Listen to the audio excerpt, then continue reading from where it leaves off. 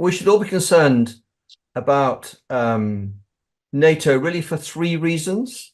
The first is it's absolutely clear now, and it's been developing since, in my view, 2014, when Russia invaded Crimea, that we, as part of NATO, are once again in a confrontation with Russia, which is really serious and might turn into conflict.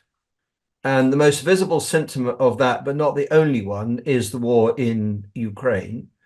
And we should be clear that as of today, that war is going in Russia's favor now, partly because of the things Russia has done to improve its performance and the way it equipped its army, and mostly because of the things NATO has not done in providing Ukraine with enough equipment. And that, of course, is on the back of NATO's failure to help Ukraine to deter the Russian attack in the first place. And the key point here is we had a very long time, at least 25 years, when Russia was not a threat. And indeed, at the start of that 25 years, when we wondered if we might actually be friends. And over that 25 years, of course, we have not kept our armed forces at a high state of readiness because we didn't need them. And we've ended up in this situation now, like much of European NATO, where we've run our armed forces down for the comfortable post-Cold War era.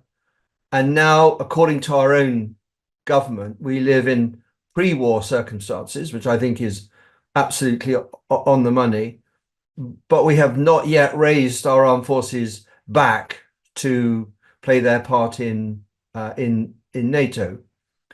And the second reason we should be worried about NATO is, regardless of the outcome of the US presidential election this November, there is a consensus in the US that they are simply not going to pay for European security at the level of generosity that they have managed for the whole 75 years of NATO so far. And this is because the US security priority challenges China. It's not Russia. Secondly, the US has a massive debt challenge, and it has major concerns worrying about its southern border, for example. And yet the US today is paying 2/3 of the bill. That's more than $800 billion a year for NATO, for European security. And that might have made sense. Indeed, there wasn't really an alternative. You go back to the early years of NATO in the 50s and the 60s, when Europe was recovering from the Second World War. But today, the US economy is worth about $23 billion a year in terms of GDP. And the European economy, including the UK, is about $17.5 trillion a year. So for more than 10 years, senior US politicians of every stripe have been saying that they cannot go on asking their taxpayers to pay for the security of Europe so that the citizens of Europe can spend their taxes on nicer things, education, health, and welfare, which the US taxpayer doesn't get. And so we are beginning to enter a period where the transatlantic settlement that has underpinned NATO since it began 75 years ago is going to unravel. And what that actually means is, just as we go back to confronting Russia, and just as we readopt this posture of deterrence by denial, which is what NATO has agreed to do for 2 years now, the major paymaster is going to do less. And so not only do we have the wrong armed forces for this era, we are no longer going to be able to rely as much on the US. And the bill for that is potentially enormous. It's very hard to put a figure on it, but it probably means for the UK and most other countries a doubling of defense expenditure if you had to replace the things the US does. Now, fortunately, that isn't an imminent prospect, but it's the sort of thing that's going to come. And the third reason we should worry a lot about NATO is the digital age, which has changed how we live and work and play, is going to change how you do defense and security, what an army a navy and an air force and the bits in between look like. And that is now a competition. And you see signs of that competition in Ukraine. And we talk a lot about drones and a bit about data, and beneath the surface, an awful lot of cyber activity and a huge contest to dominate the electromagnetic spectrum, without which nothing really happens. We see the effects of precision missiles and of effective air defense against precision missiles. All of those things show how the armed forces are going to be changed by the digital age. And this is a process, not an event, but it is a competition. And right now, NATO, less for the US in many respects, is not keeping up with that competition because it's not yet turned the corner in terms of how it does collective security in the age we now live in. So the prize for NATO is, if it modernizes better than its opponents, it becomes more effective at a more sustainable price. The risk is that essentially it sits on its hands and its opponents gain that edge. And this is going to play out for the next half a generation at least, probably longer. And the fact is there's a gap, with the exception of the US perhaps, between what NATO says it needs and that transformative path we've talked about and what nations are providing.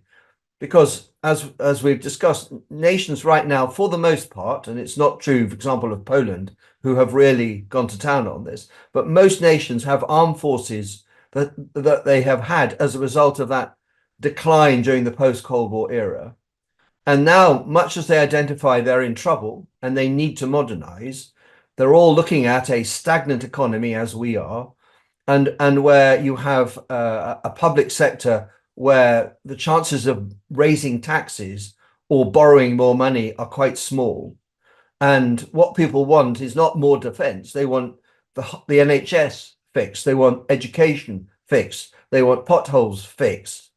That's what they want money spent on, even if we might argue that it could all be done more efficiently. Whereas in Russia has decided to increase its defense spending by a third this year and will spend 6% of its GDP.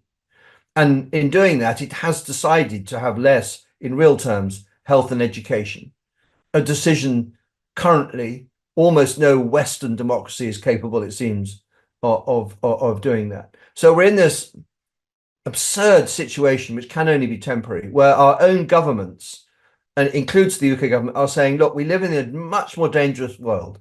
We're pre-war and we can't afford to ignore it.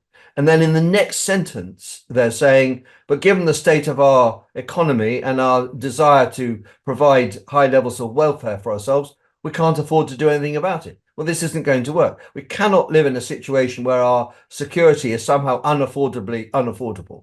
This is ridiculous. So the price of failing to deter is significantly higher than the cost of deterrence. But deterrence isn't free. And what we're being reminded now is that NATO, as an instrument of collective security, is a pay-to-play occupation. And there is no point every NATO member rather thinking the others will pay the bill.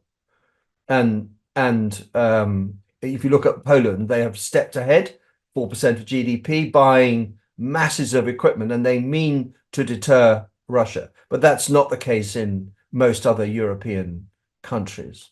So the price of failing to invest in our armed forces to reset our part of deterrence by denial is that you amplify the risk of a conflict with Russia that brings all the misery and agony and disaster of what you've seen unfold in Ukraine to at least parts of NATO, with much higher risk, because you will not necessarily have the same safety net from the US.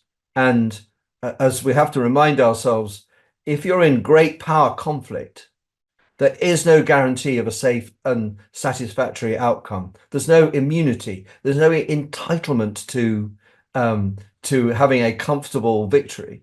It may just turn out incredibly badly, all because you failed to pay the relatively modest but not ignorable price of effective deterrence.